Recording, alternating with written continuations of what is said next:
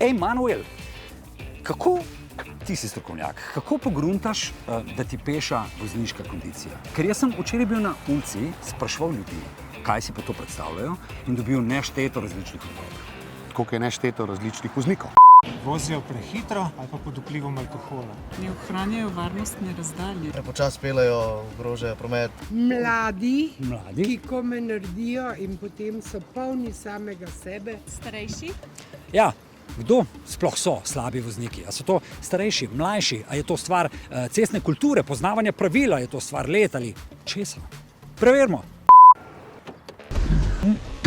Kdo je v bistvu v prometu lahko potencialno najbolj nevaren? Da so mladi, agresivni, starejši, počasni, to bi bilo res posplošeno in to ni res. Sem bil zelo presenečen, ko sem meril svoj reakcijski čas pri svojih 52, in sem ugotovil, da kljub temu sem bil zelo zbran, je reakcijski čas daljši. Naše kognitivne sposobnosti pešajo in tega ne zaznavamo na tak način. In zato se nam velikokrat zdi, da smo bistveno boljši, kot v resnici smo.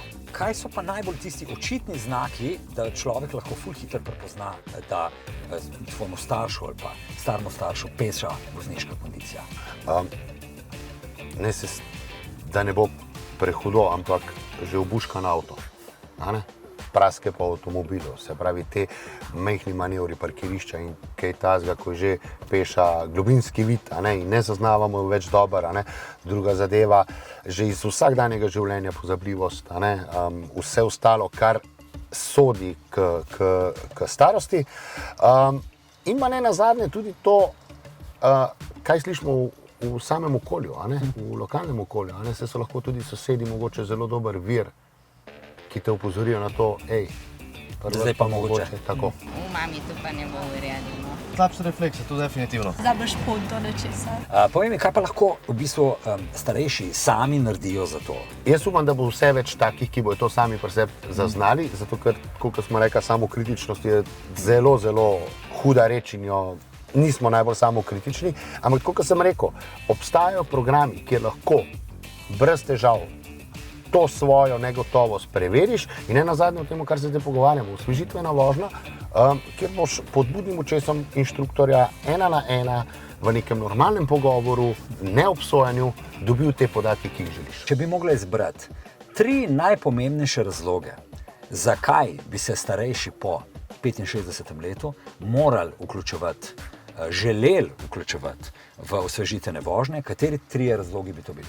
Prvo zato, ker bi s tem ukrepili njihovo samozavest v smislu zdrave samozavesti, ker poznajo in vejo, da delajo prav.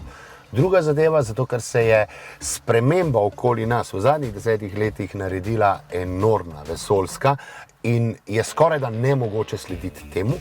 In tretjič, predvsem iz tega razloga, zato ker želijo ostati aktivni vozniki glede na svoje zdravstveno stanje. Kaj bi recimo vi svetovali nekomu, ki že ne zna več dobro voziti?